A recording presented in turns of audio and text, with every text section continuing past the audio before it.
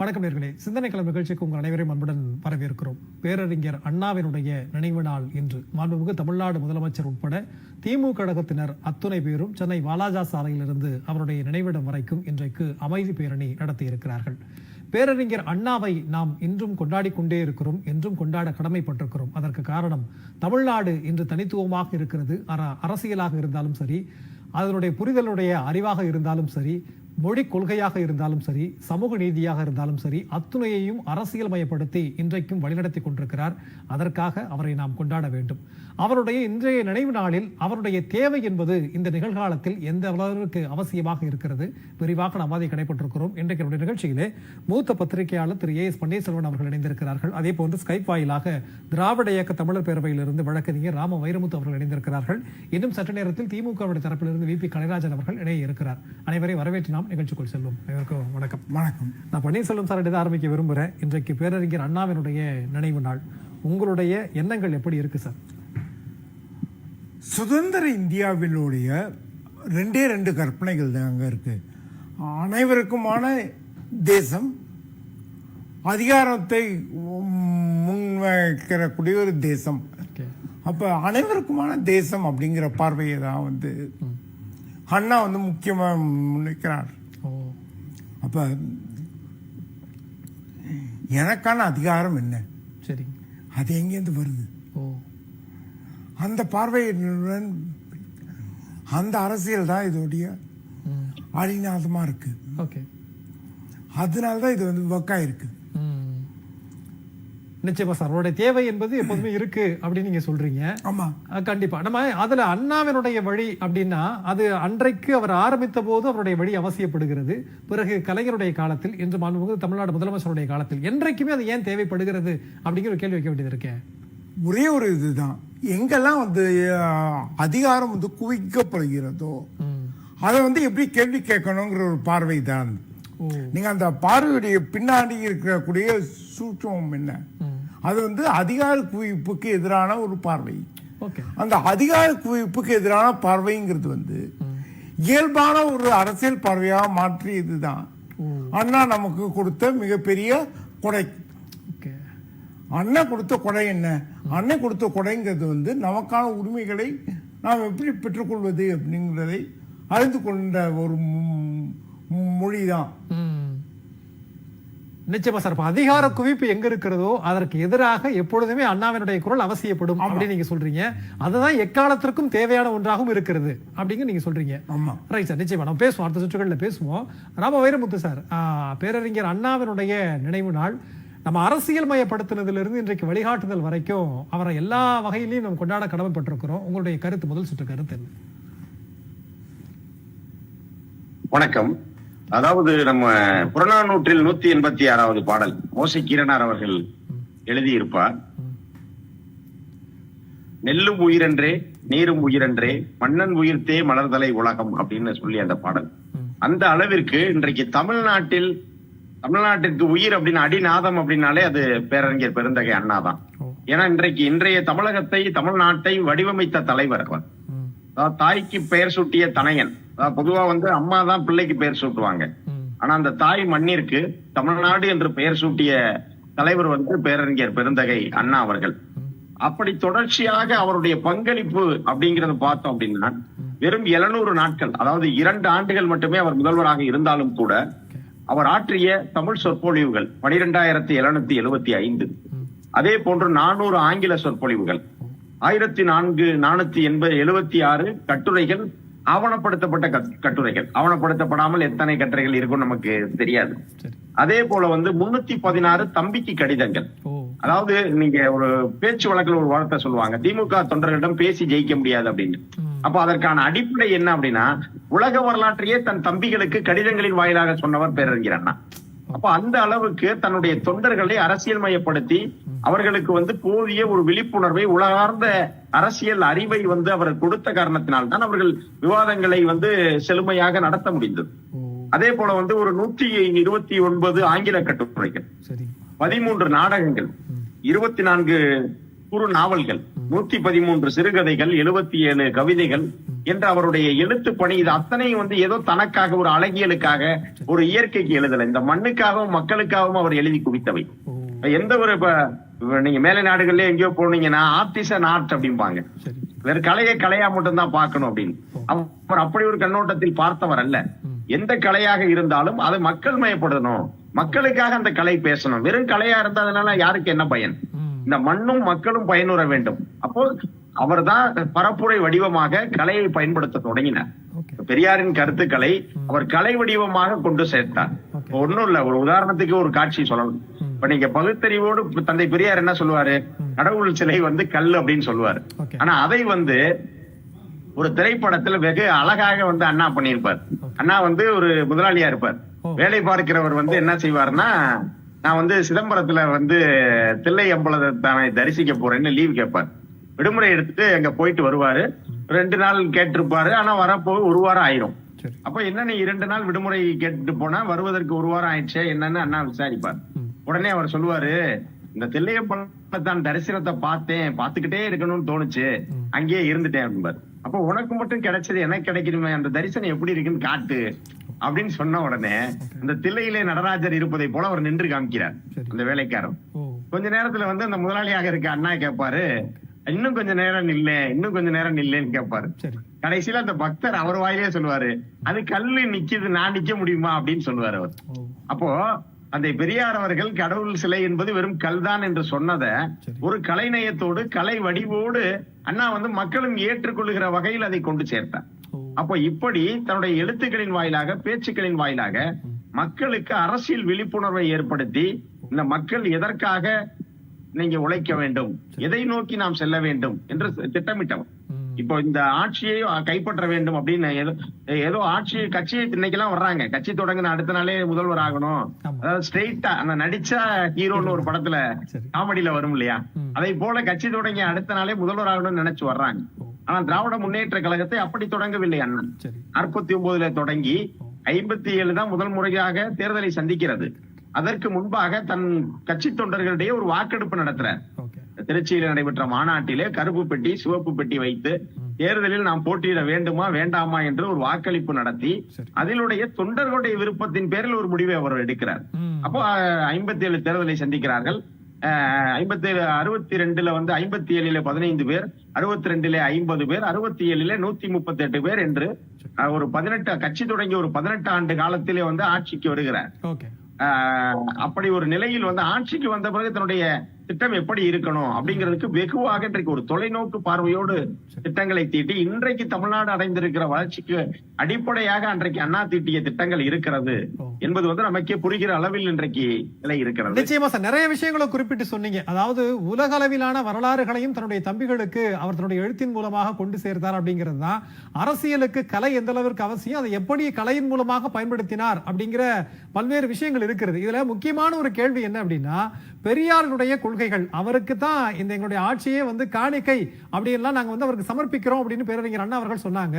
பெரியாருடைய கொள்கை அப்படின்னு ஒரு பக்கம் இருந்தாலும் கூட அவர் அரசியல் களத்திற்கு வரல, தேர்தல் அரசியலுக்கு வரல பெரியார் அவர்கள். ஆனா அவருடைய கொள்கைகளை அரசியல் மயப்படுத்தும் போது அது எப்படி இருக்கும்னு தெரியாது. அதற்கு எவ்வளவு பெரிய ஒரு துணிவு வேண்டும், தைரியம் வேண்டும், அதை எப்படி அவர் சக்சஸ் பண்ணார் அப்படிங்கிற ஒரு கேள்வி இருக்கு இல்லையா?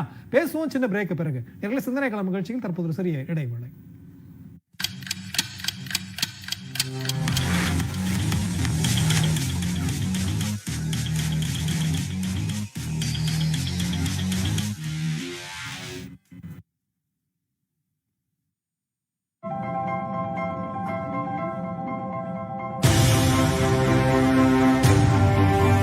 அப்படியே நின்னுட்ட? கோல்ட், டைமண்ட், சில்வர் ரேட் இப்படி இருந்தா அப்படியே நிக்காம வேற எப்படி நிக்கிறது? நம்ம கண்ட்ரோல்ல இல்லாததை நினைச்சு ஃபீல் பண்றதை விட்டுட்டு மக்களுக்கு நம்மளால என்ன செய்ய முடியும்னு யோசிக்கணும். தள்ளுபடி திருவிழா. எல்லா தங்க நகைக்கும் லலிதாவோட மார்க்கெட்லயே கம்மி சேதாரத்துல இன்னும் 1% தள்ளுபடி கொடுப்போம். ஓகே, அப்ப வைர நகை கேரட்டுக்கு 5000 தள்ளுபடி கொடுப்போம். ஹலோ, என்ன மறந்துட்டீங்களே? வெள்ளிலையும் தள்ளுபடி கொடுப்போம். அப்போ இது தங்கம், வைரம், வெள்ளி தள்ளுபடி திருவிழா. லலிதால விலைய கம்பேர் பண்ணுங்க, எங்க கம்மியோ அங்க வாங்குங்க. டைமுக்கு சாப்பிடுங்க. அப்புறம் ப்ளீஸ் பைக்க மெதுவா ஓட்டுங்க. சரி. அப்புறம் இது உங்க பாதுகாப்புக்கு. அட, ஒண்ணு மறந்துட்டேனே. LIC-யா? இது நம்ம பாதுகாப்புக்கு. தில் கி சுனோ. LIC சுனோ. LIC ஒவ்வொரு நொடியும் உங்களோட.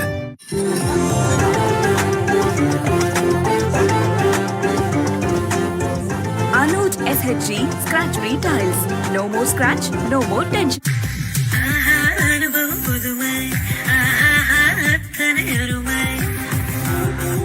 அருமையான ருசிக்கு அணில் சேமியா. அனில் சேமியா, அனுபவிச்சு சாப்பிடுங்க, ஆனந்தமா சாப்பிடுங்க. கல்யாணம் பண்ணி பாருன்னு சொன்னாங்க, பார்த்துட்டேன். இப்போ வீட்டை கட்டி பாருன்னு சொல்றாங்க. சரியான டிஎம்டியை நீயே செலக்ட் பண்ணு. பெஸ்ட் இருக்கும்போது லிஸ்ட் எதுக்கு? கிஸ் கிஸ் கிஸ் கால். FE 550D மற்றும் CRS கம்பிகள். Kiscol TMT, number 1 TMT. கிஸ் கிஸ் கிஸ் கால். என்றும் என்றும் என்றும் தரவே நிஜாம் பாக்கு. விருந்தின் நிறைவு வெற்றிலை பாக்கு. விரும்பி வாங்குவது நிஜாம் பாக்கு. இரு வீட்டார் கலந்து இரு மனம் இணையும் திருமண விழாவிற்கு மோகனா மகால் 3 அரங்குகள். மோகனா மண்டபம், மோகனா அரங்கம், மோகனா மினி ஹால். அனைத்து வசதிகளுடன் விநாயகர் கோவில் மற்றும் புஃபே விருந்துக்கு ரூஃப் கார்டன். உங்கள் விழா எதுவாக இருந்தாலும் மோகனா மகாலில் கொண்டாடுங்கள். OMR கேளம்பாக்கம் 9444996161. நமது கலைஞர் செய்திகள் தொலைக்காட்சியில் மாவட்ட செய்திகள்.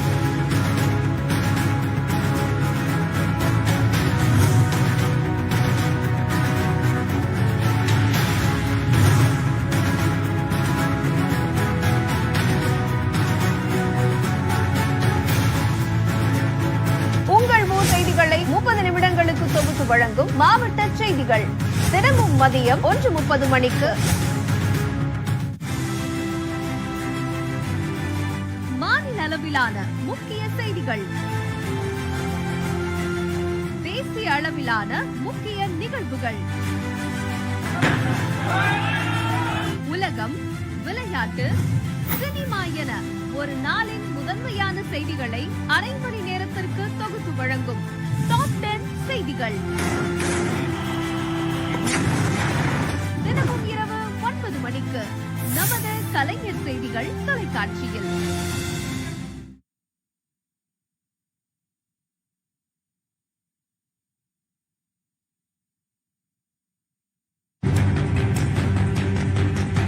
ஒரு நாளைக்கு கருணாநிதி எத்தனை மணி நேரம் தூங்குகிறார் என்பதை யாராகிற அவருக்கு தெரியாமல் பார்த்தால்தான் இந்த திறமை பெற்றதனுடைய அடிப்படை உழைப்பு என்பதை உணர்வீர்கள். பேரறிஞர் அண்ணா சொல்லுவார், நான் நினைப்பதை சரியாக புரிந்து கொள்ளக்கூடியவர் அதில் முதன்மை பெற்ற கலைஞர் என்று சொல்வார். தமிழ் சமூக அமைப்பை கட்டமைத்த பெருமை திராவிட இயக்கத்துக்கு உண்டு. பார்ப்பனத்தை ஏற்றுக்கொண்ட இந்த சூத்திர பஞ்சமர்கள் அவங்களுடைய தன்மானம் முக்கியம். அவர்களுக்கு தன்மான உணர்வு வந்துவிட்டால் இந்த ஒடுக்குமுறை எதிர்த்து கிளர்ந்தேடுவார்கள். புத்தனாலும் முடியாத ஒரு பகுத்தறிவாட்சி அண்ணாதுரை தான் கொடுத்தார். 50 வருஷத்துக்கு முன்னாடி எங்கள் பாட்டன் கட்சியான நீதி கட்சியினுடைய நீட்சி தான் திராவிட முன்னேற்ற கழகம். என் உயிரினும் மேலான அன்பு உடன்பிறப்புகளே, திமுகவுக்கான ரெலவன்ஸே அந்த சமூக நீதி சிந்தனையும் பெரியார் சிந்தனைகளையும் செயல்படுத்துறது வரைக்கும் தான் சார். அது நின்ன உடனே அந்த கட்சி இல்லாம போயிடும், தேவையும் இல்லை. அப்படி ஒரு நாள் வரவே வராது. இந்த இயக்கத்தை எந்த கொம்பனாலும் தொட்டு கூட பார்க்க முடியாது.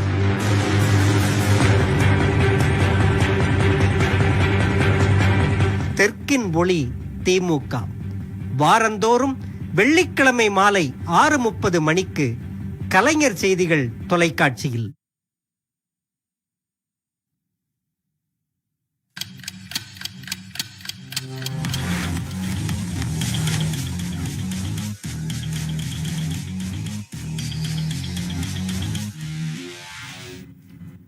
சிந்தனைக்கிழமை நிகழ்ச்சிக்கு நேர்களை மீண்டும் வரவேற்கும். தற்போது நம்முடைய அமர்விலே திமுகவுடைய தரப்பிலிருந்து VP கலைராஜன் அவர்கள் இணைந்திருக்கிறார்கள். அவருக்கும் வணக்கம். இன்னைக்கு பேரறிஞர் அண்ணாவினுடைய நினைவு நாள் எப்போதுமே கொண்டாட நாம் கடமைப்பட்டிருக்கிறோம். அதற்கான காரணங்கள் நிறைய இருக்கிறது. மாநில உரிமை, மொழி உரிமை, மற்ற எல்லா இடங்கள்லையும் தமிழ்நாட்டை கடந்து வழிநடத்தி கொண்டிருக்கிறார். அரசியலில் சமத்துவம் அப்படின்னு நீங்க எப்படி பார்க்குறீங்க? அண்ணாவினுடைய இந்த நிகழ்ச்சியை கலைஞர் டிவி நடத்துகிற இந்த விதத்தை நினைத்து நான் உண்மையிலேயே நெஞ்சார பாராட்டுகிறேன். ஏனென்று சொன்னால் கலைஞர் என்ற பெயரில் இருக்கிறது டிவி அதுக்கு ஒரு பெருமை உண்டு. என்னவென்று சொன்னால் அந்த பெயருக்கு ஒரு பெருமை. கலைஞர் அவர்கள் நீங்கள் அதிகம் உச்சரித்த பெயர், உங்கள் அதிகம் பயன்படுத்திய பெயர், உங்கள் வார்த்தை நாவிலிருந்து வந்த பெயர் யார் என்று கேட்டபோது, என்ன சொல் என்று கேட்டபோது, என் இதயத்தில் வாழும் எனக்கு இதயத்தை தந்த அண்ணா தான், அந்த அண்ணா அண்ணா என்றுதான் அவர் பெயரைத்தான் அதிகம் உச்சரித்திருக்கிறேன் என்று பெருமையோடு சொல்லியிருக்கிறார். அப்படிப்பட்ட ஒரு தலைவரை பற்றி இன்றைக்கு நிகழ்ச்சி. பேரறிஞர் அண்ணா அவர்கள் ஒரு குள்ளமான மனிதர், எளிமையான தோற்றம், சீவாத முடி, ஒரு பளபளப்பான ஒரு சட்டை கட்டை அந்த மாதிரிலாம் போட்டுக்கிட்டு அப்படிலாம் போடாத ஒரு மாதுளை முத்துக்களை போல சொற்கள், கள்ளங்கபடமற்ற பார்வை, தெளிவான சிந்தனை, குற்றால அருவி போல சொற்கள், இவைகளெல்லாம் நம்ம நினச்சி பார்க்குறப்ப அப்படிப்பட்ட ஒரு தலைவர் வழிவந்தவர்கள் தான், அவருக்கு பின்னாலே கலைஞர் போன்றவர்கள்லாம் அவரை பார்த்து வழிவந்தவர்கள் தான் அந்த அளவுக்கு வந்திருக்கார்கள். தான் அதிகம் படித்தவர், ஆங்கிலத்திலும் தமிழிலும் அவரை போல் பேசுவதற்கு யாரும் இல்லை, அகில இந்திய அளவில் என்று சொல்லுகிற அளவிற்கு அன்றைக்கு மிகப்பெரிய தலைவராக இருந்தவர். அவர் தனக்காக எதையுமே என்றைக்குமே ஆசைப்பட்டதில்லை. மக்களுக்காகவும் தமிழ்நாட்டுக்காகவும் தமிழுக்காகவும் தன்னை அர்ப்பணித்து கொண்டவர். இந்தியை கடுமையாக எதிர்த்தவர். தந்தை பெரியார் அவருடைய பிள்ளைகளைப் போல இருந்தவர்கள் தான் அண்ணா அவர்களும், அறிஞர் அண்ணா அவர்களும், கலைஞர் முத்தமிழறிஞர் கலைஞர் அவர்களும். குடிய விடுதலை ஏட்டிலே அண்ணாவுடைய பெரியாருடைய விடுதலை ஏட்டிலே துணை ஆசிரியராக இருந்தவர் அண்ணா. அதே போல குடியரசு விடுதலையிலே துணை ஆசிரியராக இருந்தவர் கலைஞர். அங்கே ஈரோட்டில் தங்கி அவர்களுக்கு இதாக இருந்தவர். மாநகராட்சியை பற்றி அவர் எழுதுகிற போது, வெள்ளை மாளிகை இந்த இதை பற்றி ஒரு கட்டுரை எழுதுகிற போது அந்த கட்டுரையை நினைத்து பார்த்து மகிழ்ந்து பெரியார் படித்து விட்டு 3 மாடி ஏறி போய் அண்ணா தங்கியிருந்த இடத்திற்கு போய் வாழ்த்தியிருக்கிறார்.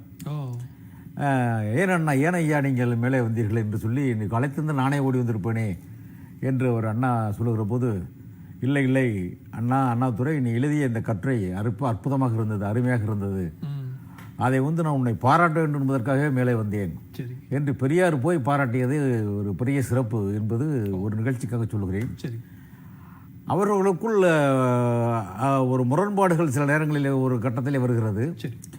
அப்படி வந்தபோது கூட பட்டுக்கோட்டை அழகிரி, அதாவது தலைவர் கலைஞர் முத்தமிழறிஞர் கலைஞர் அவர்கள் யாரால் ஈர்க்கப்பட்டு திமுக வந்தோம் என்று சொல்வார் என்று சொன்னால் கலைஞர் அழகிரியை தான் சொல்லுவார். அதற்காகத்தான் அவருடைய பிள்ளைகளுக்கு பேர் கூட அழகிரி என்று வைத்திருக்கிறார்.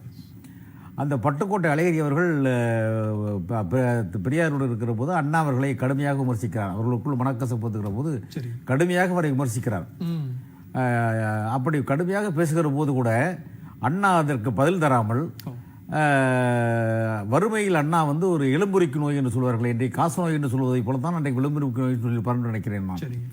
அந்த நோயால் பாதிக்கப்பட்டு கடுமையாக பாதிக்கப்பட்டு இருக்கிறார் அழகிரி அவர்கள். அப்பொழுது அண்ணா என்ன சொல்கிறார் என்று சொன்னால், கடுமையாக தன்னை விமர்சித்திருந்தாலும் ஒரு திராவிட இயக்க கொள்கையிலே பற்றுள்ளவர், பெரியாரின் வழிவந்தவர், பெரியாருக்கு பின்னாலே என்ன மிகப்பெரிய ஒரு தளபதி என்று அவர் நினைத்து தன்னை கூட்டத்திற்கு அழைக்கிறவர்களுக்கெல்லாம் 100 ரூபாய், அன்றைக்கு 100 ரூபாய் என்பது பெரிய காசு, 100 ரூபாய் அழகிரிக்கு பெயரில் அனுப்பிவிட்டு எனக்கு அந்த ரசீதை காண்பித்தால் நான் வருகிறேன் என்று அண்ணா அவர்கள் சொல்லியிருக்கிறார்.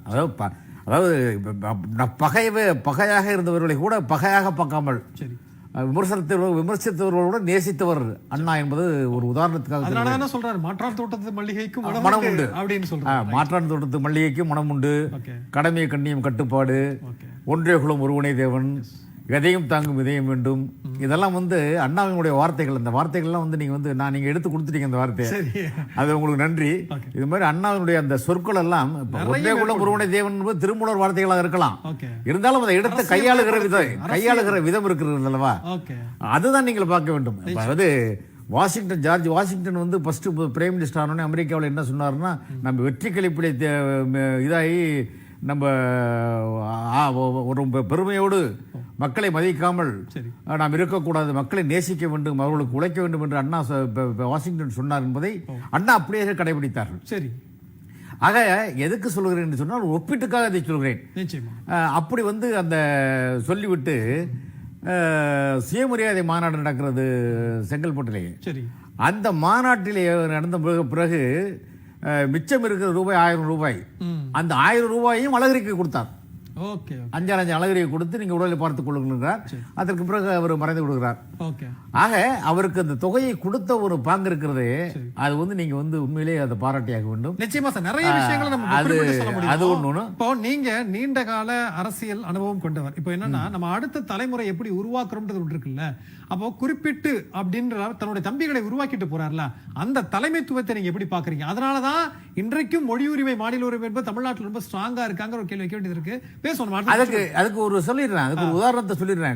விட்டுருங்க அப்படியே வந்து என்ன நீங்க சொல்றப்ப அதை சொல்லிட்டா தான் சரியா வந்துடும். அதற்கு சரியான உதாரணம், இத்தனை ஆண்டுகள் ஆகிய அவர் மறைந்தும் 69க்கு பிறகு எத்தனை ஆண்டுகள் ஆகிவிட்டது. அதற்கு பின்னாலும் இன்றைக்கும் அவர் வழித்தோன்றவர்களாக இருக்கிறவர்கள், அவரை பார்த்தவர்கள் வழித்தோன்றாக இருக்கிறவர்கள், இன்றைக்கு இருக்கிறவர்கள் மிக சில குறைவானவர்கள் தான். அண்ணாவை பழகியவர்கள், பார்த்தவர்கள் படித்தவர்கள் நிறைய. நாங்களாம் பார்த்தவங்க படித்தவர்கள் தான், அண்ணாவை பார்த்தவர்கள் இல்ல, அண்ணாவை படித்தவர்கள் தான். ஒரு முறை அண்ணா வந்து எப்பொழுதுமே முத்தமிழர் கலைஞர் வீட்டுக்கு வருவார். கலைஞர் வீட்டுக்கு வருகிற போது அவரோடு அன்பாக பேசுகிற போது, அவர் வந்தவுடன் அவருக்கு பள்ளி மாணவனாக இருந்து நம்முடைய முதல்வர் இன்றைக்கு இருக்கிற அண்ணன் தளபதி அவர்கள் அண்ணாவோடு பழகி அவரிடத்திலே போய் அவருக்கு என்ன விருப்பமோ அதை கடையில ஓடி போய் வாங்கி கொண்டு வந்து கொடுத்து விட்டு அவரை சாப்பிட வைத்து அதை அழகு பார்த்து கொஞ்சுவார். அவர் அண்ணாவும் அதை கொஞ்சுவார். அப்படி இருக்கிற போது அவர் இளைஞர் திமுக என்று ஒரு 1966 நினைக்கிறேன் நான், அப்பொழுதிலிருந்து அந்த இளைஞர் திமுகவை கோபாலபுரத்திலே நடத்துகிறார். ஒரு சலூன் கடையில் வச்சு அந்த இளைஞர்களை திரட்டி அப்படி நடத்துகிற போது எம்ஜிஆரை கூப்பிடுகிறார், கலைஞரை கூப்பிடுகிறார், நாவலரை கூப்பிடுகிறார், எல்லாரையும் கூப்பிட்டு விட்டார். அண்ணாவையும் போய் அழைக்கிறார், அந்த பிறந்த நாளுக்கு நீங்கள் வர வேண்டும் என்று சொல்லி. அப்பொழுது அங்கு வெளியே இருந்தவர்கள் என்ன சொல்கிறார்கள், அண்ணா ஓய்வு எடுத்துக் கொண்டிருக்கிறார், நீங்கள் இப்பொழுது பார்க்க முடியாது என்று சொல்லி தளபதியை திருப்பி அனுப்பி விடுகிறார்கள். உடனே தளபதி வந்து விடுகிறார். திருப்பி அண்ணாவுக்கு தெரிகிறது, அப்படியா அவர் சொல்ல பாட்டில்ல, கருணாநிதி பையனா வந்து விட்டு போனார், உடனே அழைச்சுவாங்க உடனே அப்படின்னு சொல்லி அண்ணா உடனே அழைத்து விடுகிறார். அலட்சியப்படுத்தவில்லை, ஒரு சிறுவன் தான் வந்து விட்டு போகிறார் என்று அவர் அலட்சியப்படுத்தவில்லை, உடனே அழைக்க சொல்லுகிறார். அந்த பண்பு ஒரு சிறந்த பண்பு இல்லையா? அதை வந்து உடனே போய் என்ன விஷயம் அப்படின்னு கேட்கிறாரு. உடனே வந்து அண்ணா உங்க பிறந்தநாள் நான் கொண்டாடிட்டு இருக்கேன் வருஷம் வருஷம். அப்போ வந்து அவர் பிறந்தநாள் முதல்ல கொண்டாடுறது தலைவர் மட்டும்தான், இன்றைய அண்ணன் தளபதி மட்டும்தான். அப்போ வந்து கொண்டாடுறேன், நீங்க அவசியம் அந்த நிகழ்ச்சிக்கு வரணும் அப்படின்னு கூப்பிடுறப்ப அவர் வந்து இல்ல நான் அன்னைக்கு நான் தேதி வந்து இன்னொருத்தர் கொடுத்துருக்கிறேன் டேட்டு அப்படின்னு சொல்றாரு. இல்ல அன்னைக்கு தான் நீங்க வந்தாகணும் அப்படின்னு ஒரு புரியாத முடிக்கிறாரு. என்ன நீ வந்து கடுமையா புரியாத முடிக்கிற? இல்ல நீங்க வந்தாதான் நான் நடத்து வந்த விழாவை, வேற நாளுக்கு நான் மாத்த மாட்டேன் அப்படின்னு நம்ம தளபதி உறுதியா இருந்தாரு. உடனே அவர் என்ன பண்றாரு, உங்க அப்பாவை போல நீ இவ்வளவு பிடிவாதக்காரனா இருக்கிய, சரி வர்றேன், விருப்பத்தை நிறைவேற்றுறேன், அந்த நிகழ்ச்சிக்கு நான் வர்றேன் அப்படின்னு சொல்லி அதை வர்றாரு. எதுக்கு இதை சொல்றேன்னா, அண்ணா கிட்ட அந்த பழகினத்தினால அண்ணா வந்து யார்கிட்டயுமே கோவப்பட மாட்டார். ஒரு முறை கோவப்பட்டிருக்காரு, அந்த நிகழ்ச்சியை சொல்றேன்.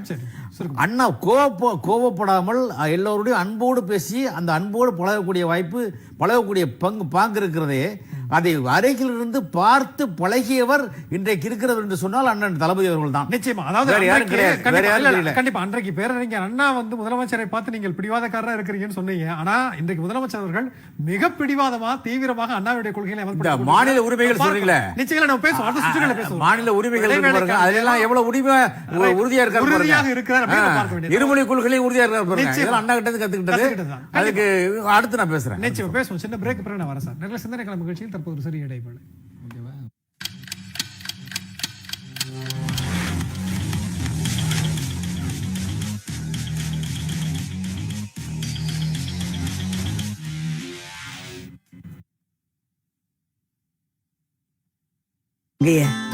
நல்ல விலைக்கு விக்கணுமா? தங்க நகையோட மார்க்கெட் மதிப்பு அப்படியே கிடைக்கணுமா? இது எல்லாமே நம்ம பெஸ்ட் மணி கோல்ட்ல மட்டும்தான் கிடைக்கும். குஷியாய் ருசி ருசியாய் சுவையாய் ஏற்கையின் பொற்காலம் இனிதே ஆரம்பம். பார்த்து பார்த்து வாங்கினோம், தரமான பொருள்கள் வாங்கினோம். இனி ஒரு விதி செய்வோம், ஆச்சி மசாலா வாங்குவோம். இனி ஒரு விதி செய்வோம், ஆச்சி மசாலா வாங்குவோம். உங்கள் ஆரோக்கியம் எங்கள் லட்சியம், ஆச்சி மசாலா. என்ன ப்ரோஸ் இன்னுமா என்றீங்க? ஒருவேளை ஃபியூச்சர்ல ஸ்டார்ஸ் கூட எண்ணிடலாம். ஆனா கேஜ் டைல்ஸோட கலெக்ஷன் எண்ணவே முடியாது. என்னங்க இனி ஒவ்வொரு வீடும் கேஜ் டைல்ஸ் வீடாகட்டும். கேஜ் டைல்ஸ் இது பேர் இல்ல, பெருமை. எனக்கு தான் சேர்த்து புண்ணு இருக்கு, நான் எப்படி விளையாடுறது? உன்னாலேயே முடியும் சைபால் இருந்தா. 80 வருடங்களாக உங்கள் நலனில் ஆழ்ந்த அக்கறை கொண்டது சைபால். பாத்ரூமுக்கு பளபளன் டைல்ஸ் இருந்தா மட்டும் பத்தாது, வழுக்காம இருக்க ஆன்டி ஸ்லிப்பரி டைல்ஸ் போடணும். அனுஜ் ஆன்டி ஸ்லிப்பரி டைல்ஸ்க்கு ஹை. இனி பாத்ரூம் ஆக்சிடென்ட்ஸ்க்கு பை பை. இரு வீட்டார் கலந்து இரு மனம் இணையும் திருமண விழாவிற்கு மோகனா கன்வென்ஷன் ஹால், வேளச்சேரி. விநாயகர் கோவில், guest rooms, modern kitchen, parking, function, parties என கூடி மகிழ மோகனா convention hall, Velachery bypass road, Velachery. 9566297171. பழைய தங்க நகைய நல்ல விலைக்கு விற்கணுமா? தங்க நகையோட மார்க்கெட் மதிப்பு அப்படியே கிடைக்கணுமா? இது எல்லாமே நம்ம பெஸ்ட் மணி கோல்ட்ல மட்டும்தான் கிடைக்கும்.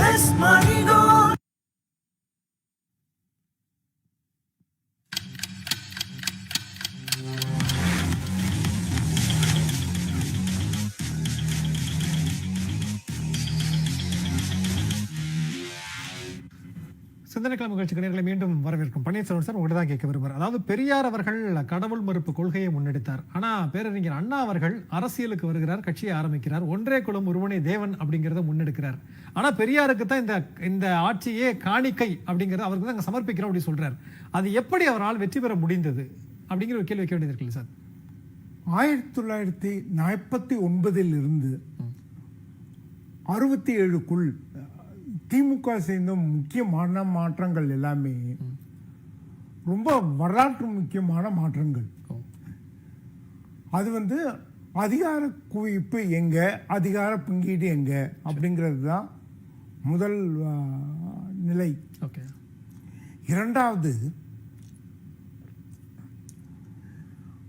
எல்லா கட்டமைப்பிலையும் அதிகாரத்தை எப்படி பங்கிட்டு, அதை பத்தி ஒரு பார்வை இருந்தது. பங்கிட்டுக் கொள்றது. ஆமா, சரி. இதுல தான் உங்களுக்கு மொழி உரிமைங்கிறதும் முக்கியமா இருக்கு. அதனால நீங்க எதுவுமே ஒண்ணுக்காக இன்னொன்னு இல்லை. சரி, மொழி உரிமைக்காக மட்டும்தான் நான் போறேன், அதை போறதில்லைன்னா சொல்ல, எல்லாமும் ஒரே நேரத்தில் பார்க்கக்கூடிய அந்த இன்டர்லாக்கிங் பப்ளிக் இருக்கு.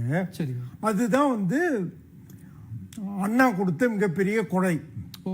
அந்த கொடை எதெல்லாம் ஒன்னாக சேர்ந்து உங்களுடைய அரசியலை நீங்கள்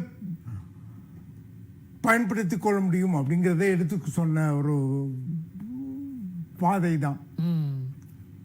நிச்சயமா சார். இதுல அண்ணாவனுடைய பார்வை அப்படிங்கிறது மாநில உரிமை அப்படிங்கிறது இன்னைக்கு மற்ற மாநிலங்களாலும் தமிழ்நாட்டை பார்த்து கடைபிடிக்க வேண்டிய ஒன்றாக இருக்கிறது. ஆனா சில பேருடைய பார்வை இன்னும் அது ஒரு செப்பரேட்டிசம் அப்படிங்கிற மாதிரி வைக்கிறாங்க இல்லையா? அது ரெண்டையும் நம்ம எப்படி புரிஞ்சு கொள்கிறது? அண்ணா அவர் இருந்த அந்த காலத்துல இது பேசுறது ரொம்ப ரொம்ப பெரிய விஷயம். அவர் எப்படி அதை முன்னெடுத்தார்? அவருக்கு ரொம்ப தெளிவா இருந்துச்சுங்க. அதாவது எது நியாயமான எனக்கான பெருமிதம், எது எனக்கான பெருமிதம் இல்லை அப்படிங்கறத பத்தி அவருக்கு ஒரு பார்வை இருந்திருக்கு.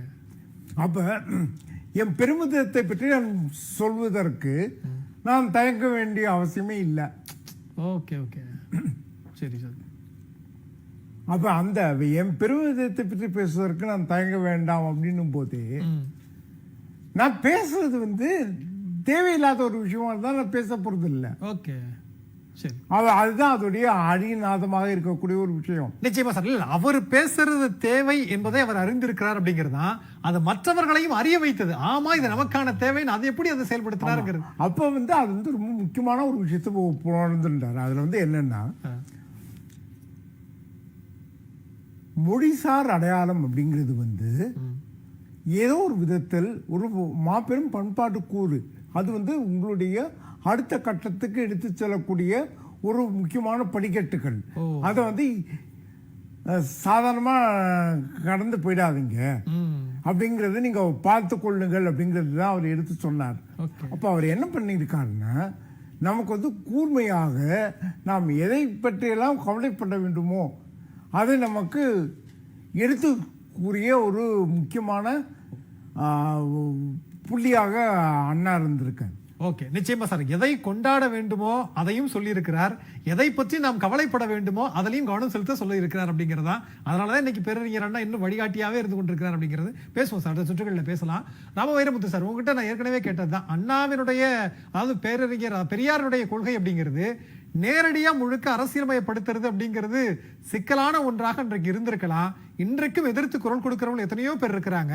அதை எப்படி மிக அழகாக அண்ணா நடைமுறைப்படுத்தினார், மற்றவர்களையும் பின்பற்ற வைத்தார், அதுதான் தமிழ்நாட்டினுடைய அடையாளம் அப்படின்னு சொல்ல வைத்ததா நீங்க நினைக்கிறீங்க? அது அண்ணாவினுடைய அந்த நயம் தான். அதாவது எப்படின்னா, தந்தை பெரியார் அவர் ஒரு கசப்பு மருந்து, அதாவது நேரடியாக அவர் அதை சொன்னார்.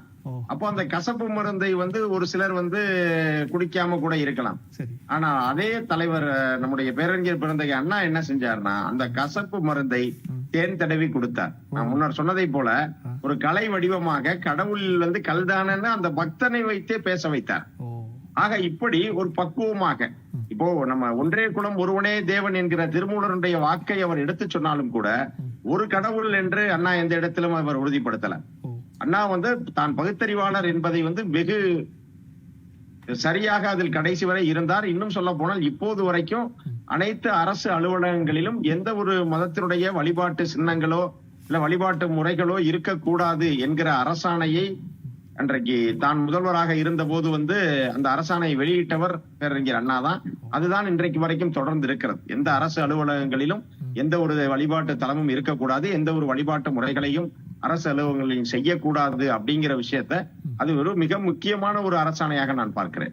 ஏன்னா பெரும்பான்மையாக ஒரு மதத்தை பின்பற்றுகிற நாடு நம் நாடு. அப்ப அந்த பெரும்பான்மை மக்களை கேட்ட வாக்கு கேட்டு போனாலும் கூட அதே நேரத்தில் இது மத நல்லிணக்கம் தான் தேவை. அதாவது அரசு எப்படி இருக்கணும்னா மதச்சார்பற்ற அரசா இருக்கணும்.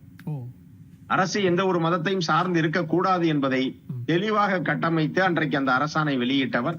ஆனால் அதே நேரத்தில் அதை அனைவரையும் புரிந்து கொள்ள வைத்தவர். ஒரு முறை கேட்டார்கள், நீங்க பெரியார்ட்ட இருந்து பிரிஞ்சு வந்துட்டீங்க, நீங்க அந்த கடவுள் மறுப்பை விட்டு விட்டீர்களா என்று கேட்ட போதும் கூட அவர் தெளிவாக சொன்னார், நீங்க பெரியார் பிள்ளையாரை உடைத்தாரே என்று கேட்ட போது, நான் பிள்ளையாரையும் உடைக்க மாட்டேன், பிள்ளையாருக்கு தேங்காயும் உடைக்க மாட்டேன் அப்படின்னு சொன்னார். இது எப்படின்னா பாவேந்தர் பாரதிதாசன் சொல்லுவார், கடவுள் உண்டென்பார் சிலர், இல்லை என்பார் சிலர், எனக்கில்லை கடவுள் கவலை அப்படின்னு சொல்லுவார். அப்ப அந்த வகையில் நான் அப்பதான் அங்க சொல்றார், ஏழையின் சிரிப்பில் இறைவனை காண்போம். அப்ப அவர் மக்கள்கிட்ட அவர் எடுத்து வைக்கிற வாதம் என்ன, நீ ஏன் ஒரு கல்ல பாக்குற, கடவுளை போட்டு வச்சுக்கிட்டு பேசிக்கிட்டு இருக்கிறதுக்கு பதிலா நான் ஏழை சிரிப்பதில் தான் நான் இறைவனை பார்க்கிறேன் அப்படின்னு சொன்னார். அந்த காங்கிரஸ் கட்சியினுடைய அந்த கடைசி கால அந்த ஆட்சி, பக்தவச்சலம் ஆட்சியில பஞ்சம் வருகிறது. அப்பதான் படியரிசி திட்டம் என்பதை தன்னுடைய தேர்தல் வாக்குறுதியாக அண்ணா முன்வைக்கிறார். அப்படி முன்வச்சுதான் அவர் அந்த வெற்றி பெற்று வருகிறார். அப்போ அந்த ஏழையினுடைய கண்ணீரை துடைத்து அவனை அந்த உணவை பார்க்கிற போது அந்த ஏழை சிரிப்பான் இல்லையா, அந்த சிரிப்பில் தான் நான் இறைவனை பார்க்கிறேன் அப்படின்னு அவர் கொண்டு வந்தார். ஆக உங்களுக்கு எங்கேயோ இருந்தோ அந்த அன்னை தெரசா கூட அதை சொல்லியிருப்பாங்க.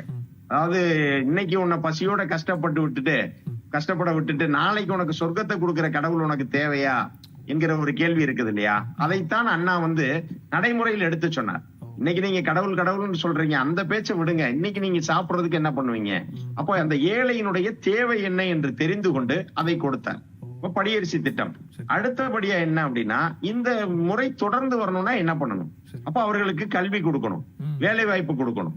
அப்ப அந்த இடத்தில் தான் இருமொழி கொள்கை. நான் ஒரு 3 விஷயத்த சொல்றார், தன்னுடைய வாழ்க்கையின் மிகப்பெரிய சாதனையா சொல்றார். இந்த 3ஐ நான் இறந்து எத்தனை ஆண்டு காலம் ஆனாலும் மாற்றுவதற்கு பின்னால் வருகிற ஆட்சியாளர்களுக்கு அச்சப்படுவார்கள். அப்படிப்பட்ட அச்சம் இருக்கிற வரை இந்த அண்ணாதுரை ஆள்வதாகத்தான் பொருள்னு சொல்றார். அந்த 3இல் 1 இருமொழி கொள்கை. இன்றைக்கு தமிழ்நாடு பெற்றிருக்கிற வளர்ச்சி, தமிழர்கள் பெற்றிருக்கிற வளர்ச்சி என்பது இருமொழி கொள்கையின் காரணமாகத்தான். ஏன்னா இன்னைக்கு தகவல் தொழில்நுட்ப நிறுவனங்களோ இல்ல பன்னாட்டு நிறுவனங்களோ அதிகமாக தமிழ்நாட்டில் இருக்கிறது.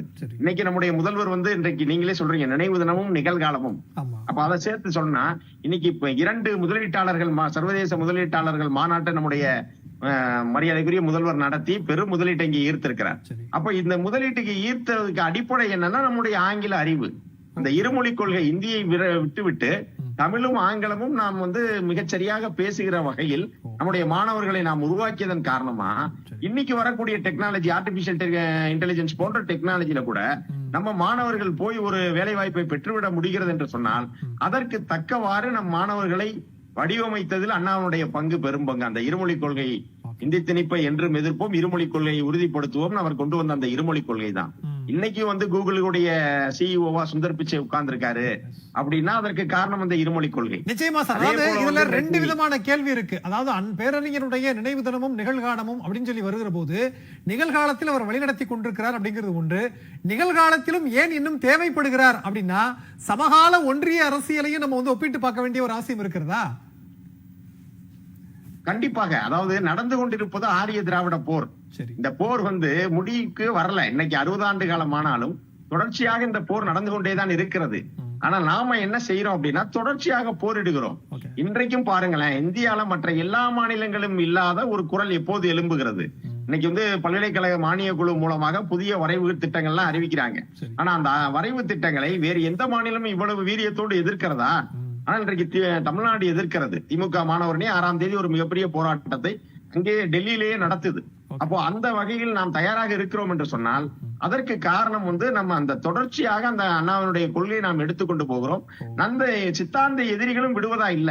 அவங்க தொடர்ச்சியாக தமிழ்நாட்டை எப்படியேனும் கைப்பற்றி விட வேண்டும் என்று அவர்கள் தொடர்ச்சியாக தங்களுடைய முயற்சியை எடுத்துக்கொண்டாலும் தமிழ்நாட்டை காத்து நிற்கிற ஒரு பெரும்படையாக திராவிட முன்னேற்ற கழகத்தை அண்ணா அன்றைக்கே உருவாக்கி விட்டு போயிருப்பதால் நாம் தொடர்ச்சியாக தமிழ்நாட்டினுடைய நலனுக்காக, மாநில சுயாட்சிக்காக, மாநில நிதி பகிர்வுக்காக நாம் இன்றைக்கு தொடர்ச்சியா பேசிக்கொண்டே இருக்கிறோம். சரி, நிச்சயமா சார். பேசுவோம் சின்ன பிரேக் பிறகு. எங்களை சிந்தனை கிளம்ப நிகழ்ச்சியில் தற்போது ஒரு சிறிய இடைவேளை.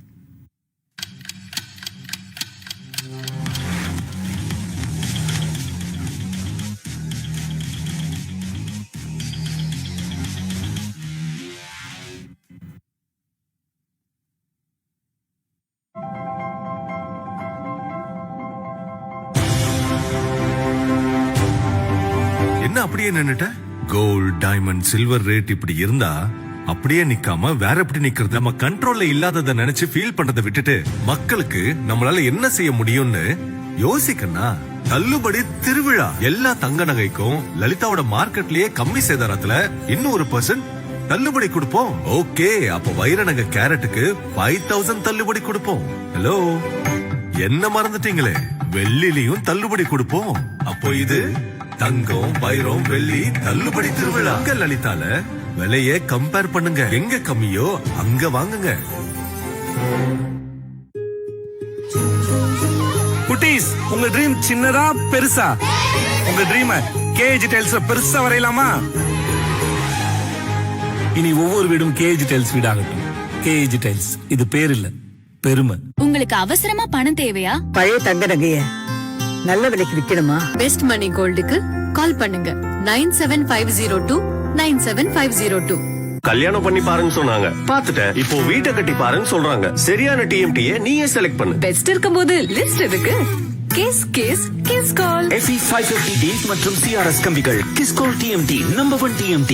கிஸ் கால். இனிமேல் சூரியனே நடு வீட்டுல வந்துட்டாலும் அனுஜ் கூல் ரூஃப் டைல்ஸ் போட்டிருந்தா வீடே கூல் தான்.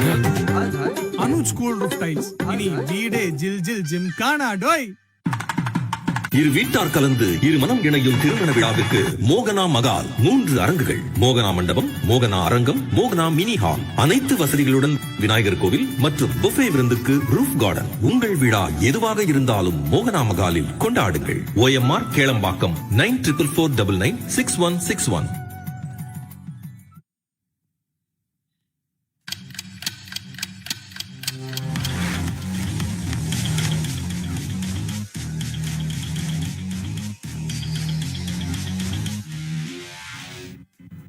சிந்தனை கிளம்ப நிகழ்ச்சி நேயர்களை மீண்டும் வரவேற்கும். கலைராஜன் சார், நான் ஏற்கனவே வைரமுத்து சார் கூட கேட்டதுதான். அதாவது பேரறிஞர் அண்ணா அப்படின்னா இன்றைக்கும் இந்த சமகால அரசியலுக்கு எந்த அளவிற்கு அவசியப்படுகிறது, அப்போ ஒன்றிய அரசு எப்படி எல்லாம் நம்ம வஞ்சிக்குதுங்கிற ஒரு கேள்வி இருக்குல்ல, அந்த புள்ளியிலிருந்து நம்ம அண்ணாவை எப்படி எல்லாம் அணுக வேண்டியது இருக்கு? இது நான் ஏற்கனவே சொன்னல உங்களுக்கு வந்து தலைவர், இன்றைய தலைவர் நம்முடைய அண்ணன் தளபதி அவர்கள் வந்து அண்ணா கிட்ட இருந்து நான் அவர் வந்து எதிர்க்கட்சி தலைவராக, எதிர்க்கட்சி ஆளுங்கட்சி துணை முதலமைச்சராகவும் பார்த்திருக்கிறேன். நான் எதிர்க்கட்சி உறுப்பினர் இருப்பேன். அப்போவும் அவர் கோவப்பட்டு பார்த்ததே இல்லை. சரி, அதே மாதிரி எதிர்க்கட்சி நாங்கள் ஆளுங்கட்சியாக இருந்தப்போ அதிமுகவில் அவங்க எதிர்க்கட்சி தலைவராக இருந்திருக்காரு. அப்பவும் அவர் கோவப்பட்டு நான் பார்த்தது இல்லை, இப்பவும் பார்த்தது இல்லை. ஆக இந்த பண்பெல்லாம் எங்கேருந்து கட்டுச்சுன்னா இன்றைய தலைமுறைக்கு அவர்கிட்ட கற்றுக்கிட்டது தான் அந்த பண்பெல்லாம். அண்ணாவிடம் இருந்து கற்றுக்கிட்ட பண்பு தான். இந்த இன்னைக்கு பழகினவங்கன்னு சொன்ன போனால் யாருமே இல்லையே. அப்படி பார்க்குறப்ப நான் வந்து அண்ணாவா பெரியாரா பார்க்குறேன்னு சொன்னாக்க இன்னைக்கு வந்து தளபதியை தான் பார்க்க முடியும். ஏன்னா அவருக்கு இப்படிதான் இருந்திருப்பாங்க, இப்படிதான் பழகிருப்பாங்க, இப்படிதான் கேரக்டர் அப்படின்னு நம்ம தெரிஞ்சுக்கிட்டு நான் எனக்கு பின்னாடி இருக்க தலைமுறைகிட்ட நான் சொல்ல முடியும். அது ஒரு உதாரணத்துக்கு சொல்றேன். அதே மாதிரி இப்ப மாநில உரிமைகள்ல வந்து அண்ணா எப்படி உறுதியா இருந்தாரோ அதே மாதிரி மாநில உரிமை விட்டு கொடுக்க முடியாது அப்படிங்கிறதுல ரொம்ப ஸ்ட்ராங்கா இருக்காரு. இந்தி மொழி எதிர்ப்புல வந்து கடுமையா இருக்காரு. இப்ப நம்ம தலைவர் இருக்கிறாரு.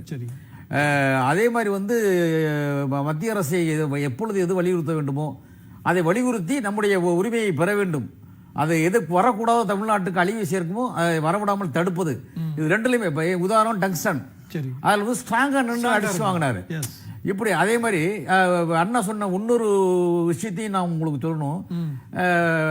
நீங்க சொன்ன மாதிரி அப்பயே சொல்லியிருக்காரு பாருங்க, ஆட்டுக்கு தாடி எதற்கு, நாட்டுக்கு ஆளுநர் எதற்கு அப்படின்னு அன்னைக்கு சொன்னாரு. இன்னைக்கு அதுக்கு உண்மையா இருக்கா இல்லையா? முக்கியமா தேவைப்படுற இடம், முக்கியமா தேவைப்படுது இன்னைக்கு. அது நமக்கு குடைச்சலே யாரு இந்தியாவில் எந்த ஒரு தலைவரும் சொல்லல, அண்ணா மட்டும் தான் சொன்னாரு. அது எவ்வளவு உண்மையாக இன்றைக்கு இருக்கிறது என்பதை பாருங்கள், இந்த ரவி கொடுக்குற குடைச்சல். இது மாதிரி வந்து இப்படி ஒரு நிகழ்ச்சி வந்து ஒரு சம்பவம். இது மாதிரி வந்து நீங்க வந்து அண்ணா வந்து டெல்லியில பேசினார்னு சொன்னாக்க, அவர் வந்து ஜவஹர்லால் நேரு வந்து உட்கார்ந்தாரு. அவர் பேச்சு அண்ணா பேச்சை கேட்டு ரசிப்பாராம். அண்ணா பேச விடணும். அதே வாஜ்பாய் போன்றவர்கள் எதிர்ப்பு தெரிவிப்பாங்க. ஏன்னா திராவிட நாடு திராவிடருக்கே என்று பேசுகிறார் அண்ணா பேசுறவர். அன்னைக்கு இது பிரிவினைவாதம் என்று சொல்லலாம் பேசுவாங்க. புபேஷ் குப்தா கம்யூனிஸ்ட் இவங்கெல்லாம் வந்து அண்ணாவை பேச்சை ரசிச்சு பேச சொல்லி கேட்பாங்களாம். ஆங்கிலத்தில் அப்படி பேசுவாராம் அவர். அப்போ ஒரு சின்ன உதாரணத்துக்கு அப்போ அவர் சொல்லும்போது என்ன சொல்றாருன்னா, I come from Madras, sorry prevented to say Tamil Nadu அப்படின்னு சொல்றாரு. நான் தமிழ்நாடுன்னு சொல்லிக்க முடியல, என்னால மெட்ராஸ் தான் சொல்ல வேண்டியிருக்கு அப்படின்னு சொல்றாரு. மை கண்ட்ரி இஸ் அப்ப சொல்றாரு அவரு, மை கண்ட்ரி. அப்பவே தமிழ்நாடுங்கிறத மை கண்ட்ரினே சொல்லிட்டாரு. அப்போ வந்து எக்கனாமிக்கலி வீக், எஜுகேஷனலி இல், கல்ச்சுரலி வெல் அப்படின்னு இருக்காரு. ஆக அந்த லாங்குவேஜ் பாருங்க, இந்த போட்டு எடுக்கிற அந்த லாங்குவேஜ் எல்லாம் ஒவ்வொரு வார்த்தையும் அதே மாதிரி I belong to Dravidian stock, I am proud to say Dravidian அப்படிங்கிறது. அது இதெல்லாம் வந்து நீங்க வந்து பெரிய பாராட்டுக்குரிய விஷயம். டி-ஷர்ட் வரைக்கும் அந்த டயலாக் தான் இருக்கு. ஆக வந்து அந்த திராவிட நாடுங்கிறதுல வந்து 1940 திருவாரூர்ல ஒரு மாநாடு நடக்குது, கலைஞர் ஊர்ல. அந்த கூட்டத்தில் வந்து தான் திராவிட நாடு திராவிடருக்கே என்கிற நீதி கட்சி நடத்த கூட்டம். அது அதுல வந்து திராவிட நாடு திராவிடருக்கே என்று பாலசுப்ரமணியன் ஒரு பெரிய ஒரு அவங்களுக்கெல்லாம் நல்ல வழிகாட்டி மாதிரி இருந்தவர். அவர் வந்து முன்மொழிகிறாரு. அதை வழிமொழிந்தவர் யாருன்னா அண்ணா தான். உங்களுக்கு சொல்றேன், 1940 அண்ணா தான் வழிமொழிந்தாரு. அந்த திராவிட நாடு திராவிடருக்குங்கிறது வழிமொழிந்தது கடைசி வரல அவர் கடைபிடிச்சாரு. கடைசி ஒரு கட்டத்துல தான் வந்து கட்சி தான் முக்கியமா, நாடு முக்கியமா, கட்சி முக்கியமா, நாடு முக்கியமானு பாக்குறப்ப நாடு தான் முக்கியம் அப்படின்னு சொல்லி அந்த திராவிட நாடு கொள்கையை கைவிடுறாரு. ஆனா பெரியார் வந்து கடைசி வரலும் தனித்தமிழ்நாடு கேட்டுக்கிட்டு இருந்தாரு. இன்னைக்கு பெரியாரை பத்தி சில பேர் விமர்சிக்கிறான். இதெல்லாம் கேட்கிறப்ப வேதனையா இருக்கு. நேற்று கூட முதலமைச்சர் செய்யணும் பதில் கொடுத்துருக்காரு.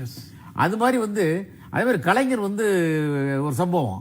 கலைஞர் வந்து என்ன பண்றாரு, ஒரு 14-15 வயசு இளைஞராக இருக்கும் போதே இளமை பள்ளின்னு ஒரு கட்டுரை எழுதி அனுப்பிச்சிடுறாரு திராவிட நாடுக்கு. அப்ப திராவிட நாடுக்கு வந்து நடத்துறதுக்கு பெரியார் தான் கொடுத்துருக்காரு, அச்சகம்லாம் கொடுக்குறாரு. அப்ப நடத்துறப்ப என்ன பண்றாரு, கலைஞர் யாருன்னு தெரியாது. அண்ணா வந்து இந்த திராவிட இளமை பள்ளியை பப்ளிஷ் பண்ணிடுறாரு. மகிழ்ச்சி தாங்க முடியாத மகிழ்ச்சி. ஒரு எழுத்தாளனுக்கு என்ன மகிழ்ச்சின்னா, ஒரு அங்கீகரிக்கப்படுறாங்கல்ல, அதுதான் பெரிய மகிழ்ச்சி. அந்த பேப்பர் எடுத்துட்டு கலைஞர் எங்க பார்த்தாலும் காமிச்சு அந்த அண்ணா வந்திருக்கு, அந்த திராவிட நாட்டில் வந்திருக்குன்னு சொல்லி பெருமையா சொல்லிட்டு இருக்காரு. அப்போ அண்ணா வந்து திருவாரூருக்கு போறாரு நபிகள் நாயகன் நிகழ்ச்சிக்கு. அங்க TN ராமன்கிற ஒரு வீட்டுலாம் தங்குவாராம்.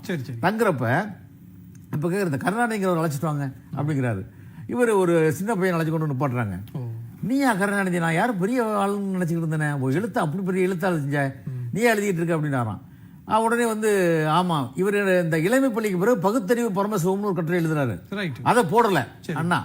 அப்புறம் வந்து நீ முதல்ல என்ன பண்ற, இன்னமும் ஒழுங்கா படிக்கணும், நீ இந்த மாதிரி எழுத்து வேலை வச்சுக்கப்படாது, அரசியலுக்கு இப்ப வரக்கூடாத மாணவர்கள்லாம், நீ வந்து ஒழுங்கா படிக்கணும் அப்படின்னு சொல்லி கலைஞரை கண்டிச்சுட்டு நீ படிச்சே தீர்வு சொன்ன ஒரு கலைஞர் அந்த முன்னுதான் அண்ணா சொன்னதை மீறினது. நான் வந்து அரசியல் தான் பண்ணுவேன் அப்படின்னு சொல்லி சொல்லிட்டேன். அதே மாதிரி இன்னொரு இன்சிடென்ட், டால்மியாபுரம் கள்ளக்குடி போராட்டம். அதை வந்து என்னன்னா அண்ணா சொன்னது என்னன்னா, கோவப்பட்டாரு சொன்னல, அந்த அண்ணா கோவப்பட்ட அந்த ஒரு சம்பவம், டால்மியாபுரத்தை வந்து தாளை வச்சு மூடி கள்ளக்குடின்னு எழுதுங்கன்னு சொல்லி தான் அண்ணா அனுப்பிச்சு விடுறாரு. இவர் போய் என்ன பண்றாரு, கள்ளக்குடி அதை மூடிடுறாரு கலைஞர். ரயில சும்மா மறியல் பண்ற மாதிரி பண்ணுங்கன்னு சொல்லிடுறாரு. போலீஸ் வந்து சரியான நடவடிக்கைகளை அலட்சியப்படுத்துறாங்க. உடனே இவர் என்ன பண்ணிடுறாரு, தலைவர் வந்து உயிரை தியாகம் பண்ற மாதிரி தலையை வச்சிடறாரு. ஒரு உருளை உருண்டுச்சுன்னா அது அன்னைக்கு கலைஞர் கிடையாது, இன்னைக்கு கலைஞர் கிடையாது. ஏன் இந்த ரிஸ்க் எடுத்த? உன் உயிரை உருறதுக்காக நீ வந்து இது பண்ண, அதுக்காக நான் உன்னை வளர்த்தேன், நீ வந்து இது பண்ணக்கூடாது. நான் வந்து பாதி வரலாற்றை வரைந்து விட்டேன், மீதி வரலாற்றை நீ தான் வரையணும், திமுக வரலாற்றை என்று சொல்லி அன்னைக்கு கலைஞரை கண்டித்தவர் அண்ணா. அந்த நேசத்தை பாருங்க. தொண்டர் வந்து எப்படியும் பலியாக கூடாது, அந்த தொண்டர்களுக்கு வந்து நம்ம காப்பாற்றணும் அப்படின்னு ஒரு தொண்டனை புனிதம் அவர் அந்த அவர்கள் வாழ்க்கை நேசிக்கிறாரு பாருங்க. கண்டிப்பா அந்த பண்பு இன்னைக்கு இருக்குன்னா இந்த தலைவர் இருக்கு. நிச்சயமா அரவணைத்தார், எப்படி எல்லாம் வழிநடத்தி இருக்கிறார் அப்படிங்கிறதுக்கான பல்வேறு உதாரணங்கள் நீங்க சொல்றீங்க. ரைட், நம்ம பேசுவோம். இன்னும் இருக்கு, அடுத்து சொல்றோம். இல்ல நேரம் இல்ல, அதனால இல்ல இப்பவே சொல்லி முடிச்சிடுறேன். அதே மாதிரி 1944 நிறைய விஷயங்கள் இருக்கு, சொல்ல முடியல. ஒண்ணே சொல்லிடுறேன். 41 சேலத்தில் ஒரு தீர்மானம் வந்து நீதி கட்சி தீர்மானம் திராவிடர் கழகமா மாற்றப்படுது. அப்படி மாற்றப்படுறது வந்து அந்த தீர்மானத்தில் இந்த ராவ் பகதூர், திவான் பகதூர், சர் அப்படிங்கிறதால நீக்கணும். அதே மாதிரி நீதிபதி பொறுப்புள்ள இந்த அதிகாரம் நீதிபதி, ஒரு நீதிபதி நியமன பதவிகள் அதெல்லாம் எடுக்கணும். ஒரு மனிதனுக்கு பின்னாடி ஜாதி பேர் போடக்கூடாது அப்படிங்கிற ஒரு தீர்மானத்தை கொண்டு வந்து, திராவிடர் கழகம் என்ற தீர்மானத்தை கொண்டு வந்து நிறைவேற்றியவர் அண்ணா தான். அதனாலதான் தீர்மானத்துக்கு பேர் அண்ணா தீர்மானம். அப்படிப்பட்ட ஒரு அறிவாற்றல் மிக்க ஒரு அண்ணா, அந்த ஒரு மாமனிதர் மறைந்தும் இன்றைக்கும் அவர் பெயரை இன்றைக்கு தமிழ்நாடு சொல்லிக் கொண்டிருக்கிறது சொன்னால் அவருடைய எளிமை, அவருடைய அறிவாற்றல், அவருடைய தெளிவான சிந்தனை, அவர் தொண்டர்களை வளர்த்த பாங்கு, அவர் மாணவர்களை நேசித்த பாங்கு. நிச்சயமா பல்வேறு விதங்கள்ல அண்ணாவை நான் பார்க்க வேண்டியது இருக்கு. ஏதோ ஒரு குறிப்பிட்ட ஒரு இடம்ல இல்ல, அப்படிதான் நான் பார்க்க வேண்டியது இருக்குது. பன்னீர்செல்வம் சார், அதாவது தமிழ்நாடை கடந்து மற்ற மாநிலங்களுக்கும் அண்ணா இன்றைக்கு எந்த அளவுக்கு அவசியப்படுகிறார்னு ஒரு கேள்வி வைக்க வேண்டியது இருக்கு. சுருக்கமா, இந்தியாவை வந்து ஒரு ஒற்றுமையான ஒரு நாடாக வெவ்வேறு கலாச்சார விழுமியங்களை எடுத்துக்கொண்ட ஒரு விஷயமாக பார்த்துக்கொள்ளலாம். அண்ணா தான் நமக்கு இருக்கக்கூடிய ஒரே ஒரு பதில். அவரை தவிர வேறு யாருக்கிட்டும் அந்த மாதிரி ஒரு பார்வை இல்லை. அந்த பார்வையில் வந்து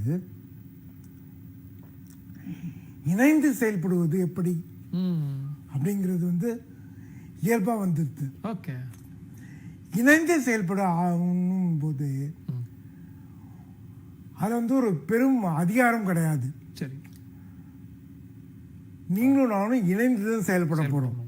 அப்ப இந்த இணைந்து செயல்படுதல் அப்படிங்கிறது தான் அண்ணா நமக்கு கொடுத்துருக்கிற மிக முக்கியமான பாடம். அதனால வந்து இதை வந்து மிக முக்கியமான ஒரு அரசியல் பாடமாக ஃபெடரல் பேலன்ஸ் அப்படிங்கிறது வந்து எப்படி நம்ம வந்து அண்ணா கிட்ட இருந்து புரிந்து கொள்றோம். அந்த ஃபெடரல் பேலன்ஸ் அப்படிங்கிறதுடைய ஒரு வெளிப்பாடாக தான் அவர் வந்து ராஜ்யசபாவில் பேசிய பேச்சுக்களாக இருக்கலாம். அதோடைய ஒரு நீட்சியாக தான் வந்து அவர் வந்து மத்திய மாநில உறவுகள் எப்படி இருக்கணும் பேசிய பேச்சுக்களாக இருக்கலாம். அப்போ திரும்ப திரும்ப வர விஷயம் வந்து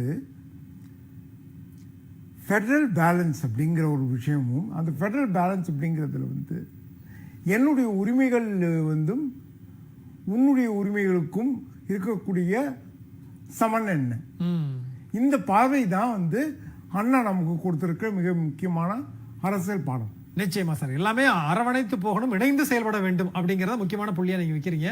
வைரமுத்து சார், ரொம்ப சுருக்கமா நிறைவான பார்வை ப்ளீஸ். அதாவது இன்றைக்கு எப்படி திராவிட முன்னேற்ற கழகம் தமிழ்நாட்டுக்குமான ஒரு இயக்கமாக இருந்து கொண்டு ஒட்டுமொத்த இந்திய ஒன்றியமும் பயனடைகிற அளவுக்கு ஒரு திட்டங்களை வகுத்து கொண்டிருக்கிறதோ, அதை போல அண்ணா வந்து செய்த ஒரு சரித்திர சாதனை மட்டும் சொல்லி நான் என்னுடைய நிறைவு கருத்தா சொல்றேன். அண்ணா அவர்களுக்கு போப் அவர்களை சந்திக்கிற ஒரு வாய்ப்பு கிடைக்கிறது. அப்ப வந்து அவருக்கு கொடுக்கப்பட்ட நேரம் பாத்தீங்கன்னா வெறும் 5 மணித்துளிகள். ஆனால் கேட்டுக்கொண்டே இருக்கிறார் போப். நிறைவாக அந்த சந்திப்பு நடந்து முடிகிற போது 70 நிமிடங்கள். அந்த அளவுக்கு அண்ணாவினுடைய பேச்சில் போப் அவர்கள் சுக்கி போய்விட்டார். அப்ப சொல்றாரு, உங்களுக்கு நான் ஏதாவது செய்ய வேண்டும், உங்களுக்கு என்ன வேண்டும் என்று கேளுங்கள்னு கேட்கிறார். அப்ப அண்ணா வந்து தனக்கென ஏதாவது கேட்டிருக்கலாம், இல்ல தன்னுடைய தமிழ்நாட்டிற்கு ஏதாவது வேண்டும் என்று கேட்டிருக்கலாம். ஆனால் அண்ணா என்ன கேட்டார் அப்படின்னா, கோவாவினுடைய விடுதலைக்காக போராடிய விடுதலை வீரர் ரானடே அவர்கள் போர்ச்சுகல் சிறையில் இருக்காரு. ஏன்னா இந்தியாவிற்கு சுதந்திரம் கிடைத்த பிறகும் கூட கோவாவுக்கு சுதந்திரம் கிடைக்கல, போர்ச்சுகலுடைய கட்டுப்பாட்டில் இருந்தது. அப்போ விடுதலைக்காக போராடிய ரானடே வந்து போர்ச்சுகல் சிறையில் இருக்காரு, அவர் வந்து கத்தோலிக்க கிறிஸ்தவத்தை பின்பற்றுகிற அந்த நாடு, நீங்கள் சொன்னால் அவரை விடுவித்து விடுவார்கள், அப்ப ராணுடைய விடுதலை தான் எனக்கு பரிசா கொடுங்கன்னு கேட்கிறாரு அண்ணா. அப்போ ஒரு தலைவன் வந்து எப்படி வந்து விடுதலைக்காக போராடுகிற மக்கள் அத்தனை பேருக்கும் தேவையான ஒரு தலைவராக அண்ணா இருக்கிறார் அப்படிங்கறத அந்த ஒரு நிகழ்ச்சியில பார்க்க முடியும். ராணுடைய விடுதலையாகி டெல்லிக்கு வர்றாரு. வந்த உடனே ஒரு தனி விமானம் காத்திருக்கிறது. இந்திரா காந்தி பிரதமர் அவர்கள் அப்போது என்ன சொல்றாங்க, உங்களுக்கு நீங்கள் காண விரும்பிய கோவாவை நீங்கள் சென்று பார்க்கலாம், விடுதலை கோவாவை பார்க்கலாம், தனி விமானம் ஏற்பாடு செய்திருக்கிறேன்னு இந்திரா காந்தி சொல்லும் பொழுது அவர் கேட்கிறாரு, முதல் கேள்வி கேட்கிறாரு இறங்கின உடனே, where is Anna, who is Annadurai அப்படின்னு கேட்கிறாரு. அப்போதான் அவங்களுக்கு இந்த நடந்த விஷயமெல்லாம் தெரிஞ்சுட்டு அவங்க சொல்றாங்க, இந்த இடைப்பட்ட காலத்தில் அண்ணா மறைவுற்றார். அப்ப அண்ணாதுரை வந்து இறந்து போய் விட்டாருங்கன்னா இந்திரா காந்தி சொன்ன உடனே டெல்லி விமான நிலையத்திலேயே ராணுடைய தேம்பி அழுகிறாரு. அப்போதைய திமுகவுடைய நாடாளுமன்ற உறுப்பினர் நாஞ்சில் மனோகரன் அவர்களை வந்து இந்திரா காந்தி அறிமுகப்படுத்தி இவருதான் அந்த கட்சியை சேர்ந்தவர்னு சொன்ன உடனே, நான் நேரடியாக அண்ணாவுடைய நினைவிடத்துக்கு சென்று நான் அவருக்கு அஞ்சலி செலுத்த வேண்டும் அப்படின்னு சொல்லி அண்ணா நேரடியாக அவர் கோவாவுக்கு போகாம சென்னைக்கு வந்து மெரினாவிலே அண்ணாவினுடைய நினைவிடத்தில் அஞ்சலி செலுத்தி விட்டு சென்றார். இப்படித்தான் தனக்காக தன் நாடு தன் மக்கள் என்று இல்லாமல் எங்கெல்லாம் ஆதிக்கம் இருக்கிறதோ அங்கெல்லாம் அந்த ஆதிக்கத்தை எதிர்க்கிற ஒரு குரலாக, அந்த ஆதிக்கத்தை எதிர்த்து நிற்கிற அந்த விடுதலை குரலுக்கு ஆதரவாக இன்றைக்கு திராவிட முன்னேற்ற கழகம் குரல் கொடுத்துக் கொண்டிருக்கிறது என்றால் அதை உருவாக்கிய அண்ணாவினுடைய கொள்கையில் அன்றும் இன்றும் என்றும் தெளிவாக இருக்கிறோம். அண்ணாவினுடைய மறைவுக்கு பிறகு தலைவர் கலைஞர் தந்த அந்த 50 முழக்கங்களில் முதல் முழக்கமான அண்ணா வழியில் அயராது உழைப்போம், இன்றும் உழைப்போம் என்றும் உழைப்போம். நிச்சயமா சார். அதாவது தமிழ்நாடு எப்பொழுதுமே அண்ணாவை வந்து அண்ணாந்து பார்க்கிறது, அதனால தமிழ்நாட்டை இந்தியாவே அண்ணாந்து பார்க்கிறது அப்படின்னு நம்ம எடுத்துக்கொள்ளலாம். நேரமே இல்லை. எதிர்கட்சின்னு சொன்னாக்க இன்னைக்கு வந்து உடனே பிஜேபி மாதிரி உடனே அந்த கட்சியை ஒழிச்சு பண்ணணும்னு சொல்லி திமுக கரங்க வச்சுக்கிட்டு பண்ணுறாங்க. அது மாதிரிலாம் இல்லாமல் அண்ணா என்ன பண்ணியிருக்காருன்னா, காமராஜர் எதிர்த்து விருதுநகர் சீனிவாசன் ஒரு மாணவர் நிப்பாட்டிடுறாரு. மாணவர் ஜெயிச்சிடுறாரு. அப்போ விழா கொண்டாடம் ஆட்சிக்கு வந்துட்டோம். அப்போ வந்து விருதுநகர் சீனிவாசன் வெற்றி பெற்று விட்டாருன்னு சொல்லி எல்லாம் இது பண்ணுறோம். விருதுநகர் சீனிவாசன் உடனே எல்லாரும் கை தட்டுறாங்க கடுமையாக. உடனே அண்ணா அமைதியாக இருங்க எல்லாம் அப்படின்னு சொல்லிட்டு, காமராஜர் ஒரு முதுபெரும் தலைவர், அனுபவமிக்கவர். அவர் வந்து அகில இந்திய காங்கிரஸ் தலைவராக இருந்தவர், பல முறை எம்பியாக இருந்தவர், எம்எல்ஏவாக இருந்தவர். அவர் இந்த சட்டசபைக்கு வந்து நாம் ஆட்சியில் இருக்கிற போது எதிர்கட்சியில் இருந்து அமர்ந்து கொண்டு நமக்கு பல ஆலோசனை வழங்க வேண்டிய நபர். அவர் தோற்று போனது எனக்கு வருத்தம் அளிக்கிறது. அதை நீங்கள் கொண்டாடுகிறீர்கள், அவரை மதிக்க வேண்டும் நீங்கள் என்று சொல்லி வருத்தப்பட்டவர் அண்ணா. இது பெரிய விஷயம் இல்லையா? கண்டிப்பா அப்படிப்பட்ட ஒரு பாங்குடைய அண்ணாவை நினைத்து பார்க்கிறது நல்ல நேரத்தில் அவரை வாழ்க என்ற ஒரு புகழ் இன்று வாழ்க வேண்டும். நிச்சயமா தம்பிகளுக்கு மட்டும் அரசியல் பாடம் அல்ல, ஒரு அரசியலை எப்படி இருக்க வேண்டும் அனைவருக்குமான பாடமாக அவர் இருந்திருக்கிறார் அப்படிங்கிறதா. பங்கு கொண்ட விருந்தினர் அத்தனை பேருக்கும் மிக்க நன்றி. நேர்களை மீண்டும் ஒரு நிகழ்ச்சியை சந்திக்கலாம். நன்றி, வணக்கம்.